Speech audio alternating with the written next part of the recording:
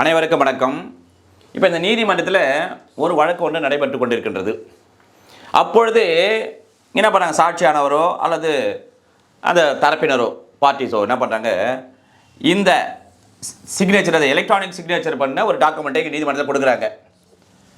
அப்போ நீதிமன்றத்திற்கு என்ன கேள்வி எழுதுன்னு சொன்னால், இந்த சிக்னேச்சர் பண்ணார்ல, இந்த கையெழுத்து யாருடையது, அது உண்மையானதானா என்பதை பற்றி ஒரு கேள்வி எழுகின்ற போது அது எதை பார்க்க வேண்டும், எதை பார்த்து அது ரெலவெண்ட்டாக எடுத்துக்கொள்ளுதல் வேண்டும் என்று சொன்னால், இப்போ இவர் தான் அத்தாரிட்டி, அதாவது இது எலக்ட்ரானிக் சிக்னேச்சர் என்பது அது இவருடைய நபருடையது தான் என்று ஒரு சான்றிதழ் கொடுக்கிறார், அல்லது இந்த சிக்னேச்சர் ஆனது அவருடையது அல்ல என்று ஒரு சான்றிதழ் கொடுக்கிறார் என்று சொன்னால் அது இந்த வழக்கிற்கு தொடர்புடையது. இதை சொல்லுகின்ற பிரிவு என்று சொன்னால் 41 செக்ஷன் 2 ஆஃப் BSA, ஏற்கனவே 47A இருந்தது, எந்த மாற்றமும் இல்லை,